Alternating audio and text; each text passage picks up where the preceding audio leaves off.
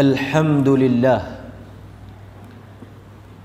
nahmaduhu wa nasta'inuhu wa nastaghfiruh wa natubu ilayh wa na'udzu billahi min shururi anfusina wa min sayyiati a'malina man yahdihillahu fala mudilla lahu ومن يضلله فلا هادي له أشهد أن لا إله إلا الله وحده لا شريك له وأشهد أن محمدا عبده ورسوله أما بعد.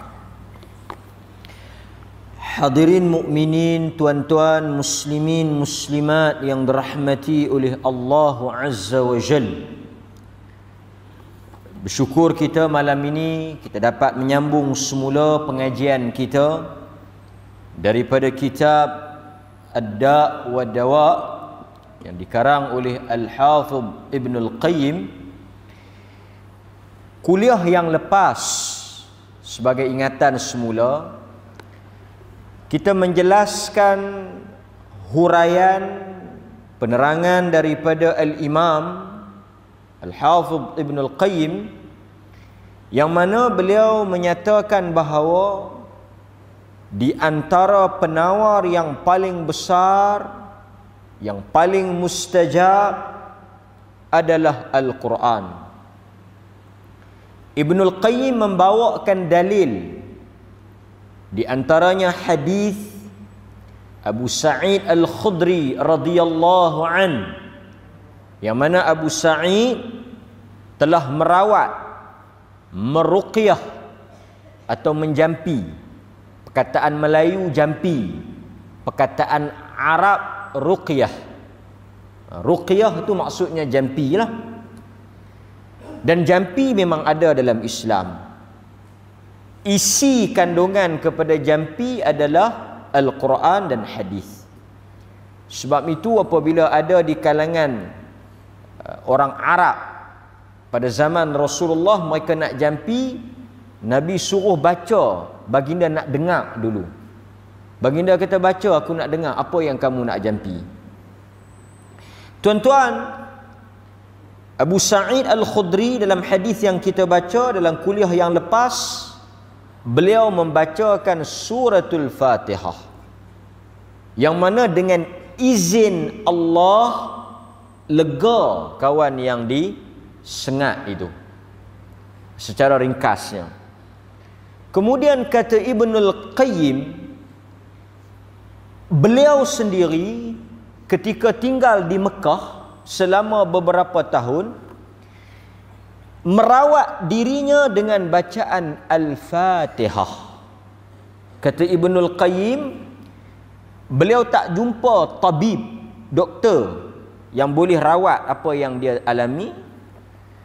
Dia ikhtiar, dia cuba dengan membaca Al-Fatihah berdasarkan apa yang dilakukan oleh Abu Sa'id. Tuan-tuan boleh buat. Sebab itu kalau tuan-tuan sakit, cuba baca.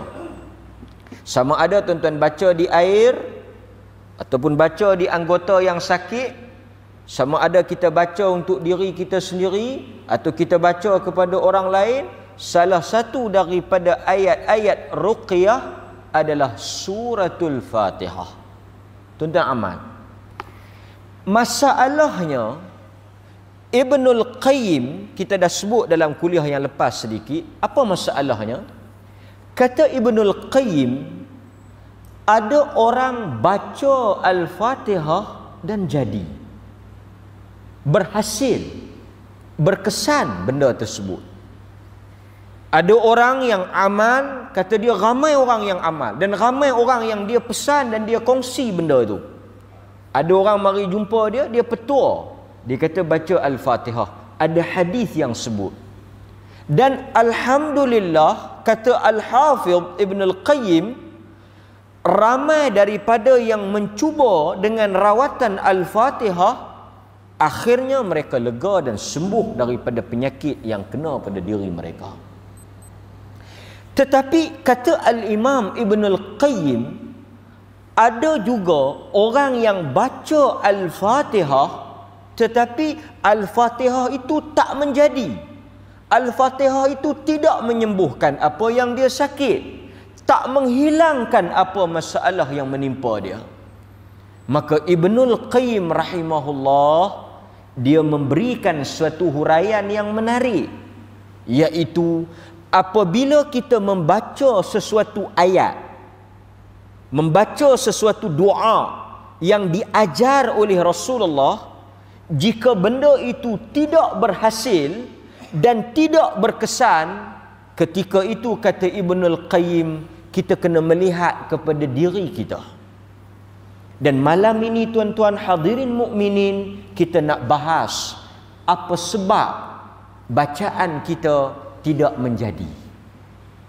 Ramai orang bertanya, ramai orang bercakap, dan ramai orang yang mencuba, tetapi kesannya tidak sama di antara satu orang dengan orang yang lain. Sebab itu Al-Imam Ibnul Qayyim menyebut bahawa ini perkara yang sangat penting. Bacaan Al-Quran, bacaan doa yang kita ambil daripada Al-Quran, daripada hadis, kita kena ingat ia merupakan doa. Tuan-tuan dapat atau tidak? Maksudnya, apabila kita membaca suratul Fatihah, 3 kul al-mu'awwizat, nama lain yang Nabi sebut, tuan-tuan baca dengan maksud apa? Umpamanya tuan-tuan baca dalam apa? Dalam keadaan tuan-tuan sakit atau ada hajat. Alhamdulillahirabbil alamin, Ar-Rahmanir Rahim. Kita baca dengan maksud doa. Sebab itu tuan-tuan, dalam poin yang kedua, Ibnul Qayyim menyebut bahawa kegagalan surah Al-Fatihah berfungsi atau berkesan adalah kerana berhubung kait dengan penghalang doa. Maksudnya, apabila tuan-tuan baca suratul Fatihah, ayatul kursi, Nabi kata siapa yang baca ayatul kursi, syaitan tak akan kacau dia. Kita baca ayatul kursi, syaitan kacau kita. Gangguan tetap berlaku. Ustaz kata baca 3 kul, baca ayatul kursi, baca 2 ayat akhir daripada suratul Baqarah, kita pun baca. Tetapi gangguan, masalah itu tetap berlaku. Masalah itu tetap menjadi, tak hilang-hilang.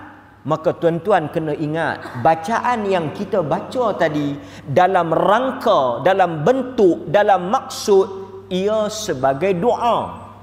Maknanya apabila bacaan yang kita baca itu tak jadi, tak berkesan, maksudnya apa? Doa kita tidak diterima. Ada orang dia baca lega, maksudnya apa? Kalau dia baca dan benda itu berhasil, benda itu jadi, doanya makbul. Kita baca, macam dia baca, tapi bacaan kita tak memberikan kesan, doa kita ditolak. Dia berhubung kait dengan kemustajaban doa. Orang kata baca ustaz, saya baca, saya salat duha, tapi saya nampak macam tak ada perubahan. Orang kata rezeki murah, tapi tak ada kesan, tak ada hasil. Sehingga kadang-kadang benda itu boleh, kan? Kita doa anak kita baca, kan? Apa nak bagi lembut hati ni, kita baca. Apa yang ustaz ajak, kita baca. Sebenarnya ia berhubung kait dengan doa. Maka malam ini tuan-tuan, dengan izin Allah, kita nak bedah dan bongkar sama-sama. Saya dan tuan-tuan, tak semua orang mari dekat saya, kita doa lega. Tak semua orang yang ustaz baca jadi. Barangkali orang lain baca jadi. Kerana dia berhubung kait dengan kemustajaban doa. Maka sebab itu malam ini kita nak tengok tuan-tuan, kenapa bila kita baca tak jadi? Apa faktor, apa punca, apa sebab yang menolak, menghalang di antara doa kita dengan Allah Subhanahu wa taala. Ini persoalan yang sangat besar, yang kita nak kena tahu. Sebab apa? Bila kita tahu perkara yang menghalang, perkara yang menolak, yang menyebabkan apa yang kita baca itu tak menjadi, kita nak ubah, kita nak perbetul, kita nak, kata apa, nak buang, supaya bila kita baca nanti dia berhasil. Ini yang kita nak sebut pada malam ini. Antaranya, kata Ibnul Qayyim, di antara sebab kenapa doa itu ataupun bacaan kita tidak berhasil, seperti mana hadis Abu Hurairah radhiyallahu an diriwayatkan oleh Al-Hakim, iaitu kerana manusia apabila dia membaca ayat tersebut, membaca doa tersebut, membaca zikir tersebut, dia membaca dalam keadaan hati yang lalai. Hati yang lalai. Dia tak ada keyakinan. Dia baca sekadar baca. Baca melepaskan batuk di tangga, tanpa penghayatan yang benar, tanpa bacaan yang betul, tanpa memahami makna, tanpa menghayati apa yang terkandung dalam doa itu. Dia baca seperti mana burung belatuk atau burung kakak tua baca. Baca tanpa ruh. Kata Nabi sallallahu alaihi wasallam, "Ud'u Allah wa antum muqinun bil ijabah, wa'lamu anna Allah la yaqbal du'a min qalbin ghafil lah." Hadis yang diriwayatkan oleh Al-Hakim. Berdoalah kamu kepada Allah, kata Ibnul Qayyim. Dia bawa hadis ni, dia bawa hadis Abu Hurairah ni. Kata Nabi, berdoalah kamu kepada Allah.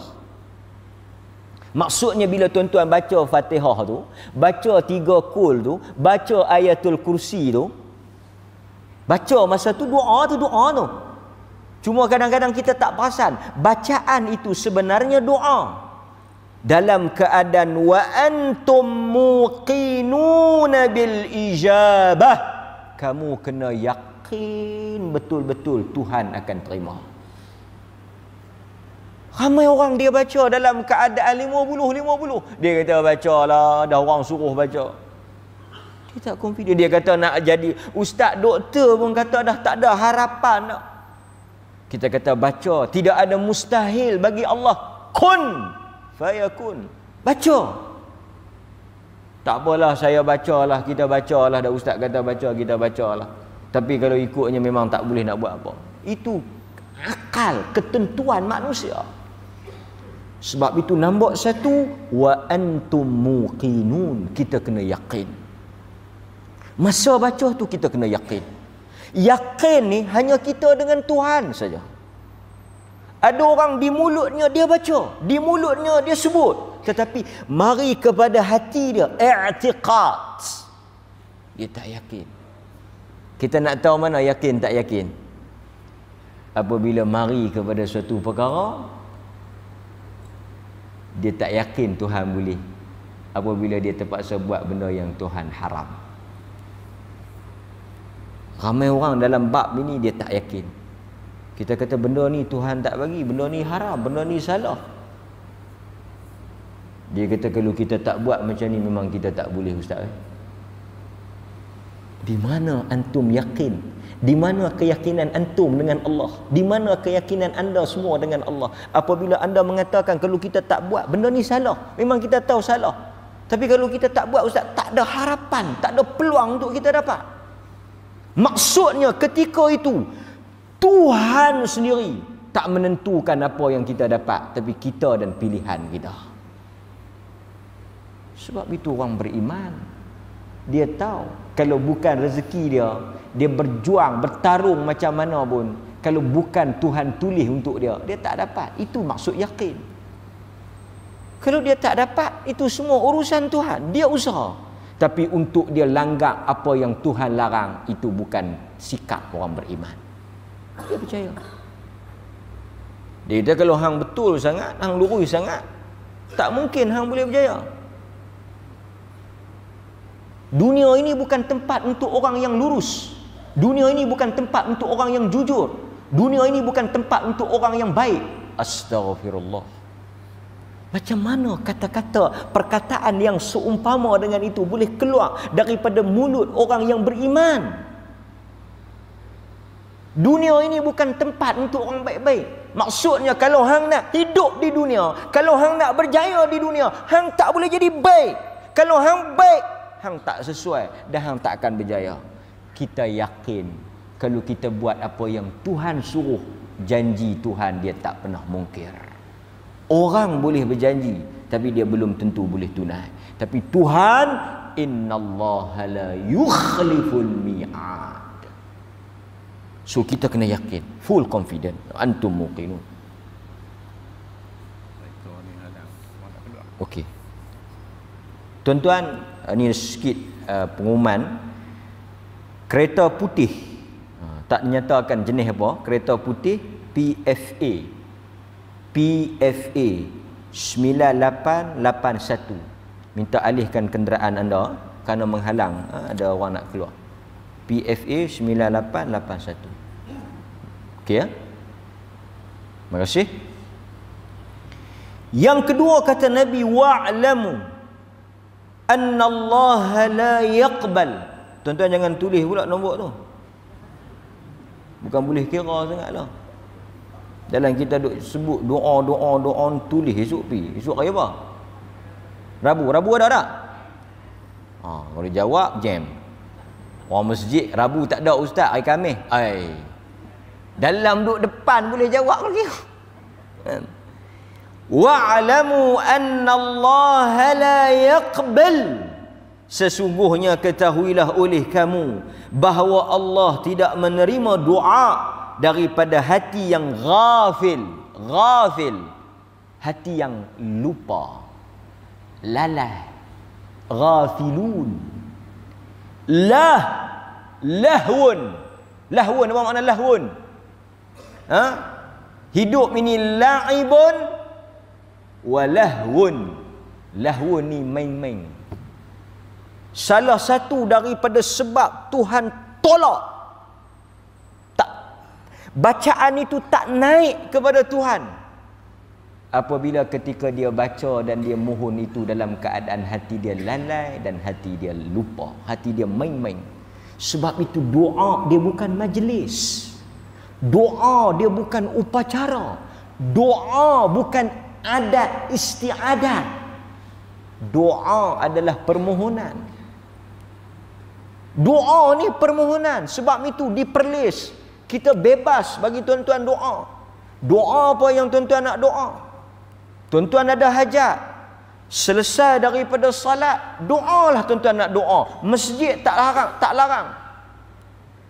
Masjid tak halang, tuan-tuan boleh berdoa.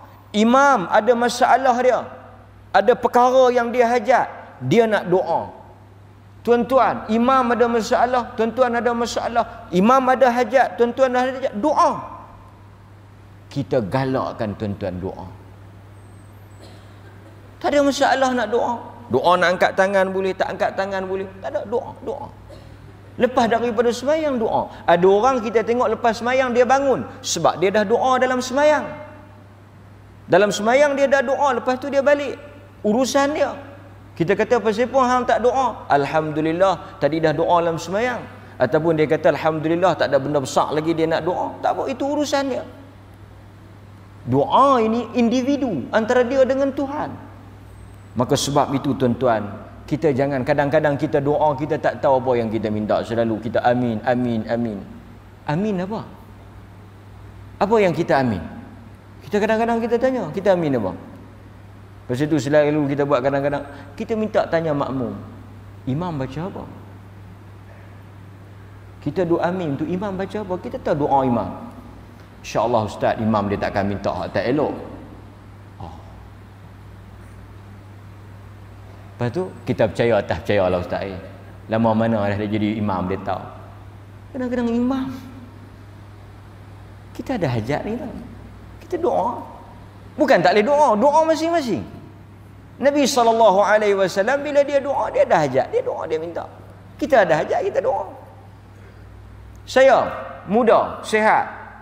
Saya ada hajat saya. Tuan-tuan sakit, saya ada hajat. Saya ada isteri, mungkin hajat lain. Tuan-tuan yang tak ada isteri, mungkin hajat lain. Masing-masing ada hajat. Tak sama. Kan? Ini satu benda yang kita nak kena faham. Kadang dia amin. Amin pun sangat dia tengok telefon. Ada setengah-setengah tempat. Amin, amin, amin, amin, amin, amin. Lo ni macam-macam. Lo tengok telefon, bawa kereta, tengok telefon sambil bersembang. Tengok telefon sambil berdoa. Nak mangkit, orang kata sombong, orang kata kalut, orang kata wahabi. Duduklah. Duduk masuk orang pak pok pak pok pak pok pak. Amin, amin, amin, amin. Kawan tu kata, "Hei, habis dah." Okey. Dah sengah dalam majlis kahwin sambil duk Tok Imam baca doa kan habis kahwin. Tok Imam baca doa. Dia duk tangkap dia juru kamera. Juru kamera sambil pak pak pak. Tangan doa, yang ni tangkap gambar. Macam mana? Setengah-setengah tempat kenduri saya habis. Kan? Sini duk baca doa, yang bagian kedahak dapur tu duk bunyi ni. Bunyi gelas pinggan. Oh, sini doa tak sanggup orang ni. Kok angkat pinggan meh. Apa ni? Doa kita duk minta dengan Tuhan ni. Kita pergi bercakap dengan orang, mungkin kita tak buat dua kerja dalam satu masa. Kita masuk, kita pergi bercakap dengan satu orang, kan? Sambil kita bercakap tu saya nak minta tu. Boleh kot tu? Tu dalam surat tu? Boleh? Okey. Pakai jadi kan tu? Tuan-tuan tak ada adab. Pasal tu min qalbin ghafil lah. Tuhan tak terima. So itu antara perkara yang kita. Dan kadang-kadang jangan melampau pula. Setengah tu melampau, terlalu khusyuk. Kita kadang-kadang kita tengok kan. Baca. Bergetak tangan-tangan kan. Tak perlu lah kan. Tolak ni. Pasal apa ni? Saya duk tolak ni. Dia nak main. Doa elok-elok. Doa bagi tertib kan. Kemudian kata Al-Imam Al-Hafidh Ibn Al-Qayyim, ini penting tuan-tuan dia bawa. Ini yang kita nak bahas panjang sikit malam ni. Dia kata antara sebab kenapa bacaan kita tak menjadi, doa kita tak naik adalah berkait dengan soal rezeki. Kadang-kadang kita minta, kita doa tak naik.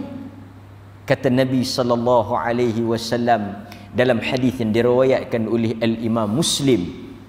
Dalam hadis yang diriwayatkan oleh Imam Muslim. Saya ingat barangkali ramai daripada kita dengar hadis ni. Dan penting hadis ni tuan-tuan. Nabi sallallahu alaihi wasallam cerita tentang seorang lelaki. Yang mana lelaki ni ada beberapa perkara yang menarik tentang dia. Satu, yutilus safar. Nabi cerita zakara ar-rajul yutilus safar. Dia seorang yang berada dalam musafir. Lelaki ni seorang yang musafir. Kemudian Ibn Qayyim bawa hadis ni. Ash'atha aghbar. Rambut dia kusut masai. Dia tu serabut, serabai. Macam orang tak terurus. Mungkin orang yang musafir kan, orang musafir ni kan dia ada dia punya tanda-tanda musafir kan. Dia ni ash'atha aghbar. Kusut masai. Rambut dia tak terurus dan sebagainya. Okey, dua benda. Yamuddu yadayhi ila as-sama'. Dia mengangkat tangan dengan panjangnya ke langit. Yamuddu yadayhi ila as-sama'. Dia angkat tangan dia ke langit. Ya Rab, ya Rab. Dia doa. Dia baca doa. Dia seorang musafir dalam keadaan kusut masai, dalam keadaan berserabut, dalam keadaan hina, dalam keadaan yang sangat teruk. Dia angkat tangan tinggi ke langit. Dia berdoa, ya Rab, ya Rab, ya Rab. Tapi kata Nabi, wa mat'amuhu haram. Makanan dia tu yang dia makan itu haram. Haram tuan-tuan boleh faham dengan dua maksud. Satu, haram ada dua jenis. Haram lizati. Oh, ini kadang-kadang orang kita ni dia masalah sikit lah. Babi haram, kan? Babi haram, arak haram, okey, clear, kan? Tapi mungkin hak lain tu, hak yang selain daripada babi, saya malah nak cakap lah, malah nak buat contoh. Halal. Halal. Sebab kita kena beza tau. Satu, dia panggil haram lizati. Benda tu haram. Yang ni orang kita memang selamat lah. Tak ada orang makan babi, tak ada orang minum arak. Sikit sangat lah kalau ada pun. Teruk sangat lah kalau ada pun. Tapi yang masalahnya, yang banyak orang bergelumang haram li ghairi, yang mana benda tu tak haram, tetapi sumber yang dia dapatkan itu daripada jalan yang haram. Tuan-tuan faham? Mencuri, merompak, riba, rasuah, jenis-jenis tu lah. Duit tu duit sumber yang haram. Contoh, saya bagi contoh lah, nasi halal ke haram? Halal, kan? Tapi kalau tuan-tuan pergi curi, dia jadi haram. Tapi kalau tuan-tuan makan nasi curi dengan makan babi, tuan-tuan berasa apa? Dua-dua haram, tapi berasa apa? Hak tu kalau orang main suruh babi, tak, bukan kata lalu tepi tempat jual babi pun kita dah kembang tekak, tak makan lah. Tapi kalau orang main suruh benda haram, kan, benda sumber haram, nasi, dia kata ni makan lah. Ambil mana ni? Aku lalu ketibai 2 bungkus. Ish, nak buat macam mana no? Kan? Tak apalah, kita bertobat. Dia boleh makan, dia tak apa. Kawan ni mat'amuhu haram, boleh jadi makanan dia itu haram, sama ada daripada sumber haram ataupun daripada benda yang haram. Mashrabuhu haram, bukan sekadar makanannya haram, malbasuhu haram, pakaiannya juga daripada sumber yang haram. Pakaian ni haram kok mana? Ada dua lah. Pasal itu kadang-kadang kita, tuan-tuan, saya nak kena cadangkan juga. Kita cok halal di makanan, tapi kita tak cok halal di selain makanan. Yang ni kita kena buat supaya tuan-tuan senang. Bila tuan-tuan beli air mineral, tuan-tuan akan cek halal. Nanti ke depan bila tuan-tuan pergi ke bank, tuan-tuan di agreement tu kena cok halal. Di insurans pun kena cok halal. Yang takaful, dia punya sijil ada halal. Yang insurans konvensional haram. Dia kena cok. Pakaian, anak-anak kita orang perempuan nak pergi beli pakaian, kan, yang mana tudung yang singkat, tak tutup dada, ketat, belah sana, buh di pakaian tu, di label tu, buh haram. Tudung labu, jubah, pakaian kembang, tutup aurat, buh halal. Tapi pasal apa? Bila kita pergi beli ayam, roti, kita cari halal ni, perembang. Dia kata ada halal ni. Nanti lu lelaki dia kata, hang tengok tu jakim kau naratiwat punya tu. Dia kata jakim. Tapi bila dia pergi kepada bahagian pakaian, bahagian aksesori, dia tak tengok pula soal halal, haram. Dan kita nak kena tegaskan, halal haram bukan sahaja dalam bahagian makanan. Dia juga merangkumi luas dari sudut pakaian. Ada orang maaf cakap tuan-tuan, dia pergi ke Siam. Tuan-tuan tahu Siam? Dia tak makan kedai yang tak halal, tapi dia buat benda yang lagi haram. Tuan-tuan faham ke tak? Tuan-tuan orang masjid tak faham, saya nak kena bagi faham. Ada orang dia tikam ekor, dia menang, dia boleh duit ekor, duit tu haram. Tapi bila dia nak pergi beli makanan, dia tak pergi beli makanan yang haram, dia pun pergi beli, dia cari halal juga. Kan? Laki dia balik bagi, dia tanah 200. Ui, banyak abang. Alhamdulillah. Nombor 1 tapi kecil lah. Kali-kali gua ambil besar. Kan? Nombor 1 kecil. Boleh lah buat belanja 200.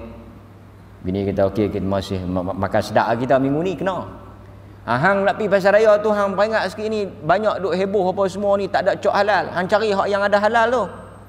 Ui. Bagus pesanannya. Dia abang kat bini dia, duit tu duit ekor. Tapi bila bini dia nak pergi market pasar raya, dia pesan tu, hang tengok cop halal elok. Tu fishball tu cari hak Melayu. Ingat kicap tu, cari hak Melayu, jangan duk beli kicap Cina. Duit tu pun baru Cina tak sat bagi. Pasal tu dia berkata nak boikot Cina. Saya kata susah nak boikot Cina ni. Pasal apa? Pasal tak ada lagi Melayu jual ekor. Kalau kita nak boikot Cina, kacau. Kan? Hak lain kita boleh boikot, tak ekor tu kita nak beli tanah. Kan? Orang kita ni kadang-kadang sembang semangat, mai tang ilmu jam.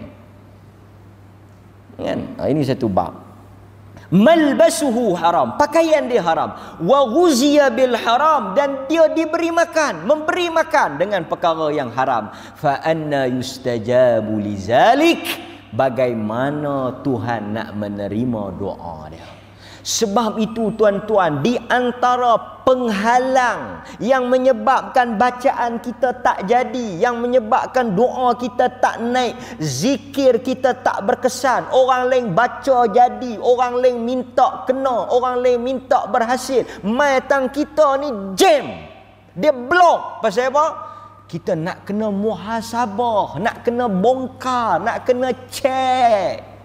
Bukan saya kata tuan-tuan, saya dan kita semua. Sebab itu kadang-kadang bila kita pergi rumah, dia kata, ustaz mari tolong berubat. Kita pergi di rumah kadang-kadang tengok gambar, patung, tangkai. Ini semua kena buang dulu. Kalau baca berkandak pun ni duk gantung gambar apa, kamat, tangkai apa semua ni. Kata Hamka. Hamka atau Hamka. Dia kata apa? Hamka dia kata, macam manalah Indonesia nak menang dengan Belanda. Hamka kata macam mana Indonesia perang nak menang dengan Belanda. Kalau dihimpun segala tangkal mangkal, dibakar, nescaya kelamlah Indonesia dengan asap. Punya banyak tangkai, khurafat. Macam mana Tuhan nak tolong kalau syirik yang begitu besar boleh berlaku? Pasal itu kadang-kadang kita kena tengok tuan-tuan, pasal apa doa kita tak naik, pasal apa perkara yang kita sebut tu tak mustajab. Dia berhubung kait dengan makanan kita. Sebab itu Allah Subhanahu wa taala, Nabi sebut dalam hadis ni, innallaha tayyibun la yaqbal illa tayyiba. Sesungguhnya Allah itu maha baik dan dia tidak menerima melainkan daripada perkara yang baik sahaja. Sebab itu saya nak ulas apa yang disebut oleh Ibnul Qayyim berhubung kait dengan apa yang kita nak bincangkan pada malam ini. Lelaki ini, kata Ibnul Qayyim, dia kata lelaki ini ada sebab yang sangat hebat, iaitu musafir. Kalau nak ikut dari sudut punca nak mustajab doa, lelaki ni A, grade A. Pasal apa? Dalam hadis Nabi sallallahu alaihi wasallam sebut, thalathun da'awat mustajabat la syak fihinna. Ini tuan-tuan, dia panggil apa? Bertembung, bertarik tolak. Satu faktor yang menolak doa tu, satu lagi faktor yang menghalang. Dan tuan-tuan kena ingat, yang menghalang mengatasi yang menolak. Nabi kata ada 3 doa yang Tuhan tak akan tolak. Yang pertama, da'watul musafir. Lelaki ni musafir. Kalau berdasarkan hadis ni, sepatutnya Tuhan tak tolak doa dia pasal dia musafir. Tapi kenapa doa dia tidak diterima? Sebab itu Nabi nak sebutnya. Pasal apa Nabi sebut yutilus safar? Dia dalam keadaan musafir. Sebab itu kadang-kadang tuan-tuan duk tanya, saya semayang dah hajat, saya baca Quran dah, saya buat kenduri dah, apa lagi ustaz yang suruh pesan kat saya yang saya tak buat semua? Mangkit tengah malam dah. Waktu sujud doa dah. Ni tak tahu sujud mana yang saya tak doa. Sampai bini kata, "Hei, lena ke apa?" Habis semua saya buat dah. Hei, pelik tu. Macam doktor tanya, makan ubat. Allah doktor, makan lah. Makan suruh makan. Yang saya suruh makan tu makan betul ke? Makan doktor. Tanya bini saya. Tanya 40 orang ahli qaryah masjid. Saya makan ke tak? Makan. Okey, doktor pun pelik. Makan tapi tak mau nak lega, tak mau nak kecut bengkak tu. Hak yang saya larang tu macam mana? Hak tu pun saya tibai. Patutlah. Hak yang suruh makan tu dia makan lah, tu satu bab lah. Hak yang larang tu, ini maksudnya yang Tuhan suruh kita buat, tapi dalam masa yang sama, at the same time, dalam masa yang sama yang dia larang pun kita tibai. Lepas tu duk pelik, awak orang putih ni paling banyak bercakap, orang pelih ni paling banyak bercakap orang putih. Awak pasal apa? Dia duk tanya kita pasal apa ustaz. Dia semua ustaz kata tengah malam, mangkit tengah malam, sujud, semua baca kenduri, semua buat dah. Kita akan, tapi kita tak mau tanya lah pasal benda tu sensitif. Kita tanya, cuba cerita tengok yang kaya ni mai ikut mana. Cuba cerita tengok. Ini adalah urusan saya, ustaz tak perlu tahu lah. Kita nak tahu lah pasal kita nak rawat. Macam mana? Dulu dia berkata duk kayuh gerek. Lah ni parking depan masjid, orang takut dia kata kereta siapa ni kan? Macam mana hang boleh ikut mana? Adalah kan? Tangan kiri memberi, tangan kanan tak tahu. Apa? Sebab kadang-kadang ini faktornya. Dia mari cerita masalah, tapi dia tak cerita yang menghalang tu, yang sebalik sisi hitam tu. Lepas tu bila kita rawat, dia tak jadi kan? Pasal itu kita kena jujur cerita. Tapi kita tak cerita kan? Tak cerita. Kawan ni Tuhan tak terima. Sebab itu, kan? Kita tengok, kata Abdullah ibnu Umar, Saya suka ambil perkataan Abdullah ibnu Umar. Dia kata apa? Dia kata, kalau boleh kita ambil, aku tidak akan berdoa dengan satu doa. Kata Abdullah ibnu Umar, aku tidak akan berdoa dengan satu doa melainkan aku tahu daripada mana aku memakai pakaian ini. Kata Abdullah ibnu Umar, aku tidak akan doa satu doa melainkan aku tahu daripada mana pakaian ni aku pakai. Maksudnya apa? Ibnu Umar kata dia tak akan baca doa, dia tak akan minta kepada doa sehinggalah dia tahu daripada mana sumber yang betul-betul. Dan tuan-tuan, lebih menakutkan saya dan kita semua. Tuan-tuan cuba dengar elok-elok. Sangat takut. Makan benda haram, doa tak diterima. Doa apa dia doa? Ini saya, masa saya duk study nak main mengajak tuan-tuan, petang tadi duk study, duk belik kitab-kitab, duk baca, duk habis masa duk study, bukan boleh main sembang muhung kan. Duk study ni, saya takut tuan-tuan, takut bila jumpa tu takut. Sebab di antara perkara yang ulama ulas, yang ulama syarah yang saya jumpa, dia kata apa? Sangat membimbangkan kita tuan-tuan. Dia kata hadis sebut siapa yang makan benda haram, Tuhan tak terima doa. Doa kalau kita tengok dalam hadis, Nabi kata ad-du'a huwal ibadah. Tuan-tuan tengok dia nak kait tu. Kata para ulama, doa Nabi yang sebut, bukan ulama, Nabi yang sebut, doa itu ibadat. Apabila seseorang itu sentuh mengambil benda haram, kesan dia Allah tak terima doa dia. Dalam erti kata yang lain, Allah tak terima apa? Apa dia? Ibadat dia. Dan kata para ulama, adakah semata-mata terhenti kepada doa sahaja? Oh, ini sangat menakutkan. Ini sangat menakutkan. Kata ulama, adakah semata-mata doa sahaja yang ditolak? Kalau kita buat benda haram, doa saja ke tak ditolak? Tak. Doa hanya sebagai contoh. Tetapi keseluruhan ibadat ditolak dan tak naik kepada Tuhan jika kita terlibat dalam masa yang sama bergelumang dengan wang dan hasil yang haram. Subhanallah. Kita kadang-kadang dengar hadis ni, kita kata siapa makan benda haram, doa dia Tuhan tak terima. No, bukan doa saja. Siapa yang minum arak, berapa hari Tuhan tak terima? Siapa yang minum arak, berapa hari Tuhan tak terima? 40 hari Tuhan tak terima. Menunjukkan tuan-tuan dalil-dalil yang ada. Satu kesimpulan tam yang sangat sempurna. Apa dia? Sesiapa yang terlibat dalam perkara yang haram, bukan sahaja yang ditolak itu doa, tetapi salatnya, puasanya, zakatnya, hajinya. Kerana apa? Innallaha tayyibun la yaqbalu illa tayyiba. Tuhan itu maha baik dan dia hanya menerima benda yang baik. Salat orang yang bergelumang dengan benda haram hanyalah tuan-tuan, saya semayang tapi saya bergelumang dengan haram, hanya lepas apa? Hanya lepas tang mana?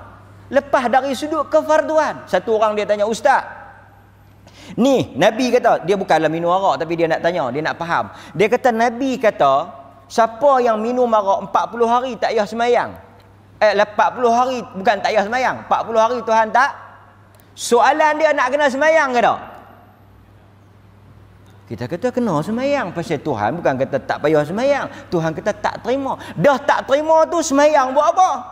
Buang karan sajalah.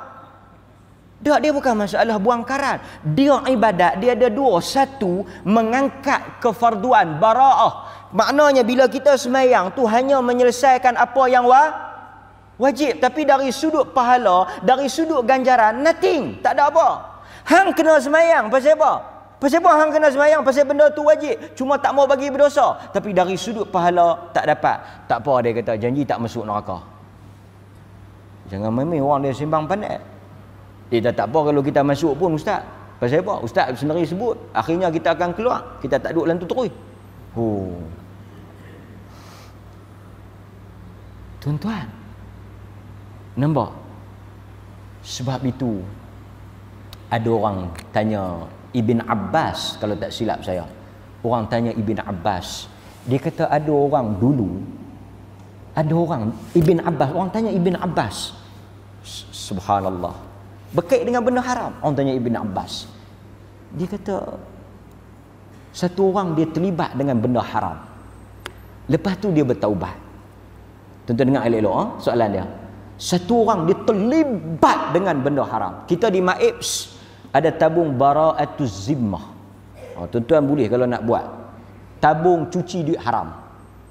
Tak apa, pergi sengap-sengap lah. Pergi sengap-sengap. Tuan-tuan ada duit haram ni, kadang-kadang duit bunga, duit dividen hak yang tak ketahuan hala, duit KWSP yang tak patuh syariah. Duit-duit tu tuan-tuan boleh pergi bagi di Maib. Ada tabung, satu tabung cuci duit haram. Ataupun duit yang tuan-tuan wah-wah boleh makan, tak boleh makan, pergi buh di Maib. Dia kata, pasal apa kami tak boleh makan Maib boleh? Ya Allah. Tengok. Jangan tanyalah Maib pada kuasa. Kan? Haram atas kita, bukan haram atas kawan tu. Kan? Tapi saya nak cerita. Bara'atuz zimmah. Saya nak cerita kat tuan-tuan. Pasal kadang-kadang ada orang pergi, dia kata, saya ni banyak duit tak ketahuan ni. Macam mana nak buat? Ada saluran dia, pibu di situ. Jangan buang kan. Tapi jangan pakai. Kawan ni tanya Ibn Abbas. Dia kata satu orang dulu terlibat. Asal lah. Baru kita nak cerita. Masuk lah. Okey, kita asal lah. 2 minit 2 minit lagi dan 2 minit lagi dan. Dia kata orang ni dulu dia terlibat dengan banyak benda haram. Lepas tu dia bertaubat. Lepas dia bertaubat, duit tu stay ada. Duit masih ada. Yang bertaubat tu kita, duit tak bertaubat. Kita tak bertaubat. Dan tuan-tuan jangan duk buat ni pula, jangan duk buat kepala jingga pula. Tikam-tikam kena 1 juta sembahyang sunat taubat 2 rakaat dengan duit-duit tu halal. Dia kata sungguh duit ni aku tikam masa jahiliah. Lepas tu aku lepas dapat 1 juta aku, Tuhan ni nak bagi ni, nak suruh aku sedar kot. Tu dia. Ayat dia. Tuhan bagi aku kena ni supaya aku sedar kot. Banyak benda lagi Tuhan nak bagi hang sedar lain pada kena. Ada dia boleh kata Tuhan bagi aku kena ni nak suruh aku berhenti kot. Dia kata balik pada soalan Ibn Abbas. Kau tu bertaubatlah. Duit itulah dia sedekah, duit itulah dia pergi haji, duit itulah dia buat kebajikan. Apa jadi? Jawapan dia tuan-tuan, macam satu orang tikam dengan pisau, robek, tarik balik tu. Jawapan tu Allah. Tak sampai hati, menanah kita dengar. Tak mungkin taik cuci taik. Saya terjemah. Khabith. Tak mungkin benda yang kotor boleh menyucikan benda yang kotor. Duit itu kotor. Kemudian kita nak guna, dia tak mungkin menjadi baik. Sebab itu kata para ulama, apa sahaja yang dibuat dengan hasil yang haram, la yaqbal, Tuhan tak terima. Dah Tuhan tak terima, jangan guna. Bagi. Beri kepada tempat-tempat yang boleh. Tak, saya nak bertobat, duit tu duit ada, saya nak buat haji apa semua, tak payah. Hang kerja lain, cari yang halal, hampir. Kalau saya nak cari yang halal, ustaz, nak cari link, nak kumpul link yang halal, ustaz tak bagi guna yang ada-ada ni, yang haram, yang terlanjur dulu ni, harus tak apa. Itu kata Ibn Abbas. Mudah-mudahan kita dapat manfaat. Saya kita sambung sikit, kita bagi laluan kepada azan. Wallahu ta'ala a'lam. Bismillah. Kita sambung lagi sikit tuan-tuan. Di antara dalil yang menunjukkan bahawa hanya perkara yang baik sahaja yang akan naik dan mustajab, yang makbul. Mulut yang dipenuhi dengan perkara yang haram tidak akan dimakbulkan oleh Allah Azza wa Jal. Kata Ibnu Abbas, Allah tidak akan menerima salat orang yang di dalam mulutnya ada perkara yang haram. Itu kata Ibnu Abbas. Dalam hadis daripada Ibnu Umar, Allah tidak akan menerima salat orang yang tidak berwudu, dan Allah tidak menerima sedekah daripada harta hasil wang haram. Demikian juga Allah Subhanahu wa taala menyebut di dalam Al-Quran, ya ayyuhalladzina amanu anfiqu min tayyibat ma kasabtum wa mimma akhrajna lakum minal ard. Dan hendaklah kamu wahai orang-orang yang beriman memberikan sedekah daripada perkara yang halal, daripada perkara baik yang kamu usahakan, dan daripada apa yang kami keluarkan kepada kamu di atas muka bumi ini. Allah juga menyebut di dalam Al-Quran, ilaihi yas'adul kalimut tayyib, yang naik kepada Allah, yang sampai kepada Allah hanyalah daripada perkataan yang baik. Demikian juga Allah Subhanahu wa taala menyebut dalam Al-Quran, kulu minat tayyibat wa'malu salihat, makanlah oleh kamu daripada perkara yang baik, yakni halal, dan lakukanlah amalan salih. Berdasarkan dalil-dalil yang ada ini tuan-tuan, kata para ulama, jika kita melakukan apa sahaja yang disuruh, ada pada kita sebab-sebab dimakbulkan doa, tetapi penghalangnya lebih kuat, maka doa itu hanyalah sia-sia semata-mata. Sebab itu, sebagai penutup kepada kuliah kita, kita ambil sedikit apa yang disebut oleh Ibnul Qayyim berkaitan dengan doa. Kata beliau, doa dan bala ada 3 tingkatan. Walahu ma'al bala 3 maqamat. Dia kata doa kita ni, apa yang tuan-tuan baca tu, yang nak bagi sembuh tu, nak minta dekat Tuhan tu, yang nak jampi tu, ataupun apa-apa doa penawar dan sebagainya, dia dengan balak ni, dengan musibah, dengan penyakit tu, dia ada 3 keadaan, 3 maqam. 1, an yakuna aqwa minal bala.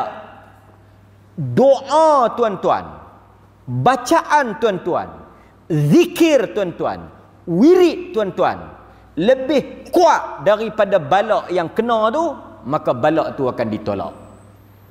Itu maqam yang pertama. Maksudnya dari sudut bacaan, dari sudut sebab-sebab tu tuan-tuan semua clear. Ini orang yang mulut dia masin lah kita sebut kan. Orang yang A lah. Orang salih. Orang salih. Dia ni okey. Doa kita pun kuat. Sebab pun kuat. Maka balak tu rendah daripada doa, dia tolak. Kategori yang kedua, ni yang banyak ah. Ayyakuna ad'af. Doa kita lemah. Bacaan kita lemah. Doa kita lekeh, kita tu lekeh, rendah daripada balak. Balak menang, balak tak hilang, balak kena. Yang ni yang tak lega-lega, yang ni yang tak hilang-hilang, yang ni yang tak selesai. Pasal apa? Doa lebih rendah daripada balak. Yang ketiga kata Ibnul Qayyim sama kuat. Yataqawama, balak dan doa tu. Kita doa, balak tu pun sama kuat, sama naik. Dia akan bertarung sampai bila? Ila yaumil qiyamah. Maknanya dia silih berganti. Kadang-kadang doa kita menang, lega. Dia mari balik balak, mai balik masalah. Kita doa balik, lawan balik, menang. Dia sentiasa bertarung. Sebab itu tuan-tuan, saya nasihat dan saya sebut benda ni secara jujurnya, terus terang pada diri saya. Yang hina, lemah dan serba kekurangan. Bukan nak mengangkat atau nak kata kita besar atau kita suci. Kita tak suci tuan-tuan, melainkan Tuhan tutup aib kita. Kita tak pernah suci dan tak pernah bersih. Hanya Tuhan yang tutup aib kita. Maka saya menasihatkan diri saya, apabila ada sesuatu yang tak kena dengan doa kita, seperti Tuhan tak memberi perhatian dan tak mempedulikan doa itu, seperti dia naik dan tidak sampai kepada Tuhan, maka marilah kita dengan penuh rendah diri, penuh tawaduk, penuh rasa sesal dan sedar, marilah kita tengok tang mana kita tak kena.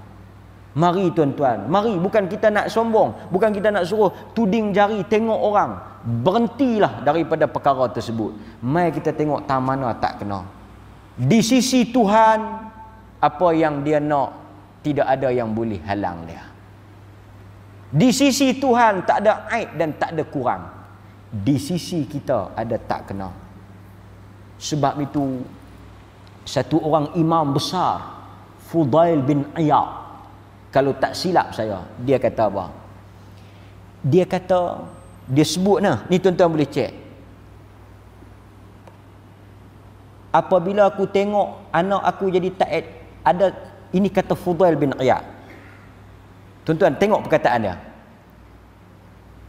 Dia kata bila aku tengok bini aku ada tak kena, makna bini dia macam melawan, perangai tak elok sikit. Anak-anak ada jadi tak elok. Di rumah ada tikus. Dia kata, apabila aku tengok di rumah aku ada tikus, dulu Arab sama macam kita lah. Tikus ni kira macam benda musibah. Dulu depa jatuh makan keju apa semua, pasal tu ada hadis tikus jatuh dalam keju. Dia kata bila aku tengok bini aku ni tak berapa nak elok, perangai tak elok, anak-anak jadi liak tak ketahuan hala, tikus ada di rumah, aku tahu semua ini mari daripada dosa aku. Ada tak kena tak mana. Itu kata Fudail bin Iyad.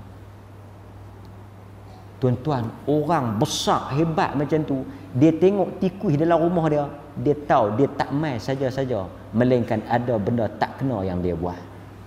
Lepas itu bila kita tengok bini kita tak dengar kata, anak kita jadi tak ketahuan, mengaji tak apa nak boleh, mari kita tengok diri kita.